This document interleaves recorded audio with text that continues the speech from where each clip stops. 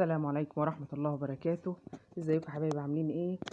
النهارده وصفتنا جميلة وبسيطة وسهلة وبمكونات من البيت، والحاجة كانت موجودة عندي، يعني ما مش هتجيبي ولو هتجيبي برضو هنقولك هنحط ايه ونغير ايه ونعمل ايه. بص، النهارده عملنا مع بعض قرقشتين من كوبايتين لبن رايبين كانوا عندي وكيلو دقيق. عملنا بيهم القراقيش ديت. بصوا الجمال بقى، بصوا كمان اللي هي لسه يعني مسبتهاش تبرد خالص عشان العيال مستعجلين عليها وعايزين ياكلوا، وانا كنت عايزه اصور واخلص تصوير. بصوا الجمال، واللون ده حسب الرغبه، يعني سيبك من اللون، انا محمصاها شويه او انا محمراها شويه، عيالي بيحبوها متحمره كده. هنسمي الله ونصلي على رسولنا، اللهم صل وسلم وبارك على سيدنا محمد وعلى اله وصحبه اجمعين. ونبتدي الوصفه بتاعتنا ونقول المكونات بتاعتنا وخطواتنا. احنا كان عندنا كوبايتين لبن ربوا مننا، جبت عليهم كيلو دقيق، جبت عليهم معلقتين سمسم، معلقتين سكر، كوباية من الزيت، نص كوباية من السمنة أو نص كوباية ومعلقة، يعني حاجة ايه، لا هي كوباية الا ربع ولا هي نص كوباية. دي معلقتين السكر على كيلو الدقيق، معلقتين السمسم، معلقة خميرة كبيرة، معلقة بيكنج باودر، نص معلقة ملح. هنحط المواد كده الجافة على بعضيها، يبقى كيلو دقيق، معلقتين سمسم، معلقتين سكر، معلقة خميرة كبيرة، معلقة بيكنج باودر، ذرة نص معلقة ملح صغيرة مش كبيرة عشان ما يبقاش مالحة منك. وهنقلب كده المكونات على بعضيها ونحطها في اضافات تانية زي الشمر، الحاجات اللي انت عايزة تحطيها التانية براحتك انت بقى، الشمر او المحلب. هنسمي الله ونحط كوباية الزيت ونص كوباية السمنة. ما عندكيش سمنة حطي زبدة، عايزة تعمليها بزيت بس ما فيش مشاكل برضو، بس يعني انا بحس ان السمنة بتديها يعني طراوة سنة كده، ما تبقاش ناشفة او محجرة. هنبتدي نبس فيه كده زي المبروم كده، بس طبعا احنا مش هتطريها جامد، تبسي بس تخلي السمنه تتغلغل في العجينه في الدقيق كله لحد ما تغير لونها، تحسي ان لون الدقيق بقى مصفر كده. واحده واحده تبتدي تفركي فيه كده. بصوا الجمال بقى عامل زي البودره كده، لونه مصفر. وهنجيب كوبايتين اللبن بتاعتنا هندفيهم من غير ما تضربيهم في الخلاط ولا حاجه. ما عندكيش لبن اعمليهم عندكيش لبن رايب ممكن تعمليهم بزبادي، ما عندكيش ممكن تعمليه بلبن عادي، ما عندكيش خالص ممكن تحطي لبن بودره وتعجني بالميه. يعني باي حاجه ممكن تعملي، يعني مش لازما حاجات هتغيري وهتطلع الحاجه معاكي حلوه برضه، حسب تكلفتك وحسب ظروفك وحسب اللي موجود عندك في البيت. يعني ممكن نعملها بزبادي، بلبن بودره، بلبن من العادي. هنسمي الله ونجيب بقى كوبايه ميه دافيه كده، احنا حطيت بمقدار كوبايه ميه. وتبتدي ومش بتعجني انت طبعا بتبسيها كده، يعني بتحاولي تلفيها في كلها مع بعضها بحيث تخليها طريه، يعني تعرفي تتعاملي فيها. انت مش بتعجنيها، ما بتعجنيش فيها وتلتي والكلام ده كله، لا. بنلف فيها كده بس.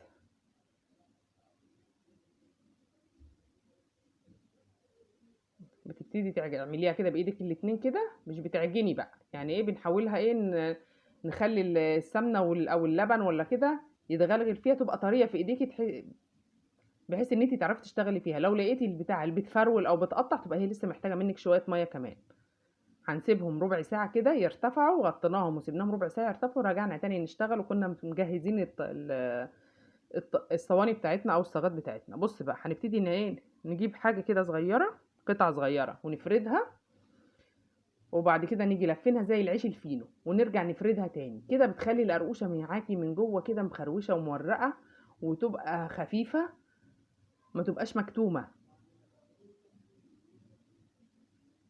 وتبتدي تفردي بايدك بنشابه على حسب بقى ما انت عايزه، يعني معاكي ده ومعاكي ده.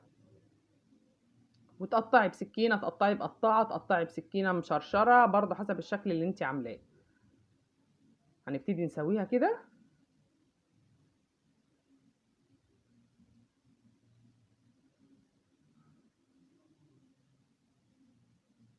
وتقطعي التقطيعات اللي انت عايزاها.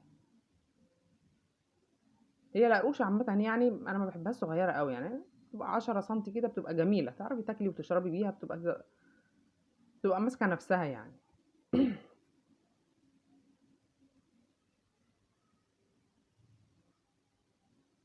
ومعانا الصاج بتاعنا، وتبتدي ترصي كده واحده واحده، وانتي قاعده كده تقومي تعمليها، يعني مش ما بتاخدش وقت ولا بتاخد حاجه. وبعدين هتحطيهم في الفرن وهتطلع معاكي كميه حلوه. هترمي معاكي اصلا قراقيش، يعني من كيلو دي احنا عملنا اكتر من 2 كيلو. بتجيبي حته كده صغيره زي ما قلت لك اهو، بتجيبي حته صغيره كده تفرديها بايدك بنشابه زي ما انت عايزه. وللمبتدئين واللي هم لسه متجوزين، البنات العاديين اللي قاعدين مثلا عايزين يتعلموا، سهله. وبتبتدي تبرمي بيها كده زي العيش الفينو كده، وتقفليه من هنا ومن هنا، بتقفليها كده اهي. وترجعي بقى تفرديها تاني، تبقى جميله معاكي. والقرقوشه طلعت خفيفه كده ومن جوه انا مخروشه كده. بصراحه كانت طعمها زي السكر. وزي ما قلت لك، الموجود عندك في البيت اشتغلي بيه. الحاجات التانية، المحلب او الشمر او اليانس، الحاجات دي كلها بتبقى حاجات اضافيه، يعني عايز تحطيها حطيها، مش عايز تحطيها ما تحطهاش. انا اللي كان موجود عندي السمسم، بصراحه والله العظيم طلعت في منتهى الجمال. انا جبت الفراده عشان اقول لك، ممكن تفرديها بدي وممكن تفرديها بايدك عادي. بدي شغاله وبدي شغاله، مش هتقول لا. يبقى مقاديرنا: كيلو دقيق، كوبايه زيت، نص كوبايه سمنه، معلقتين سمسم، معلقتين سكر، معلقه خميره، معلقه بيكنج باودر، نص معلقه ملح صغيره مش كبيره. ممكن تعجنيها بلبن بس مش هتبقى حلوه. الميه بتدي روح للحاجه، بصراحه الميه بتدي روح لاي حاجه.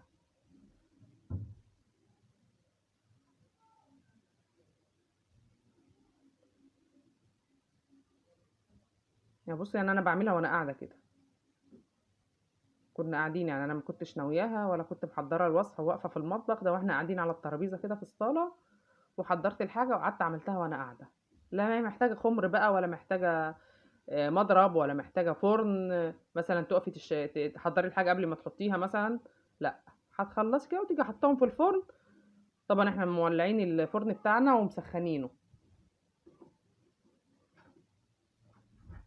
وبتحطيهم في الفرن وتظبطي نارك وتشوفي اللي وراكي. عمال هما ما يكونوا استووا بياخدوا من نص ساعه لساعه الا ربع. يعني لو انت عايز على نار هاديه، انا عملتها على نار هاديه زي ما قلت لكم. انا ولونها كده انا عايزاها تبقى محمصه.